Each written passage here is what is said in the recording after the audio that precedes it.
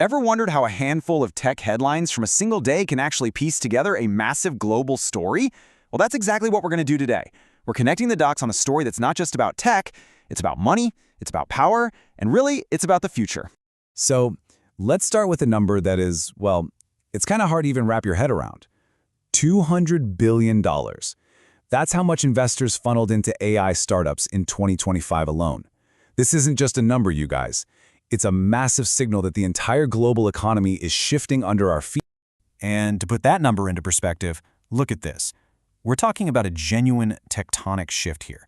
By 2025, AI wasn't just another hot sector for venture capital. It was the sector. It commanded 50% of all global funding. That tells you the world's biggest investors are betting everything on an AI-powered future. Okay, so how exactly is this power grab playing out? We're going to break it down. We'll look at the absolute tsunami of cash flooding the market, how the tech giants are tightening their grip, this new kind of tech Cold War that's heating up, and we'll even see a real-world battle happening on the streets of Austin. All right, first up, let's follow the money. That $200 billion, it's more than just a statistic. It's the rocket fuel for a gold rush, unlike anything we've ever seen before. This isn't just about a few new startups. It's about reshaping the entire global economy at a truly breakneck speed. And the sheer scale of this investment is creating a whole new class of super rich. Get this, over 50 new AI billionaires were minted this year alone. We're watching a massive concentration of wealth and power happen in real time. So this isn't just about innovation, it's about the birth of a new global elite. But it's not all about new money. Oh no. The established tech titans are making some incredibly aggressive moves to make sure they own the future. Let's take a look at how they're tightening their grip on all things AI. First up, check this out. A massive $20 billion deal between NVIDIA and Grok. Now, this isn't just any old deal. It's a hugely strategic move to control the very hardware that makes AI possible. These specialized chips from companies like Grok, they're the brains of the whole operation. And by snapping them up, NVIDIA is making sure they control a critical piece of the puzzle. But here's where it gets really interesting. A leaked email from NVIDIA's CEO caused a big stir. He said they weren't acquiring Grok. And that choice of words? Well, it pointed to a very specific kind of deal that's becoming super common in tech. He was talking about an acqui-hire. See, NVIDIA wasn't just buying Grok's inventory or their products. They were buying its people, its engineers, its brilliant minds. In a field where talent is literally the most valuable resource, this was a power play to absorb all of Grok's brainpower and patents. So, while NVIDIA's on offense, buying up talent, you've got other giants like Amazon playing defense. For them, the threat isn't a lack of talent, it's the very real risk of losing control over their own platform to a new wave of AI competitors.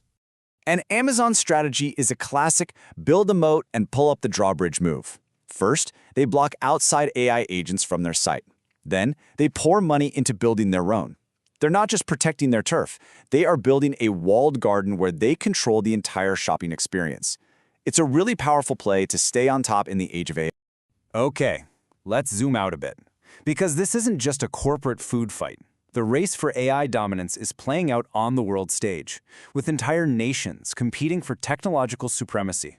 And what you see here are basically two totally different philosophies clashing. In the US, you've got an approach that's mostly driven by the private sector, by venture capital. But in China, it's a state-directed strategy. The government is pouring enormous amounts of money into key technologies. These two models represent a fundamental conflict in how to build the future. And China's commitment to this strategy is absolutely clear. They just launched 3 new government-backed VC funds, and each one has over $7 billion.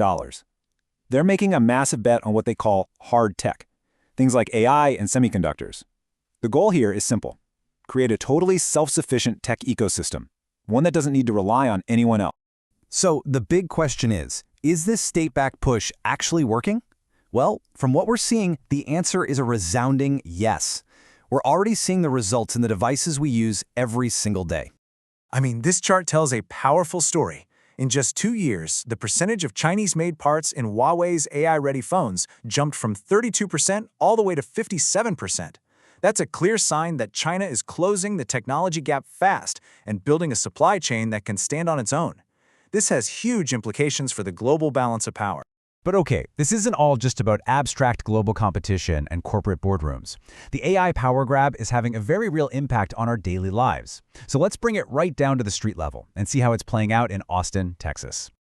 The robotaxi race in Austin is basically a perfect microcosm of the bigger AI battle. You've got Google's Waymo on one side, with a huge fleet of 200 cars and no human safety drivers. And on the other, you have Tesla, which is still trying to catch up. This isn't just about who has cooler tech, it's about who has the money and the strategy to win this brand new market. So, when you connect all these dots, a very clear picture starts to emerge. This massive flood of cash is fueling a huge consolidation of power, both in the corporate world and on the geopolitical stage. This isn't just about who builds the best AI anymore. It's about who gets to control the future of our economy, our society, and our day-to-day lives. As this AI gold rush just keeps accelerating, a pretty small group of powerful players are making decisions that will shape the future for all of us. So the question we really have to ask ourselves isn't just who's going to win this race, but what kind of world are they actually building? And in that world, who gets a say and who gets left behind?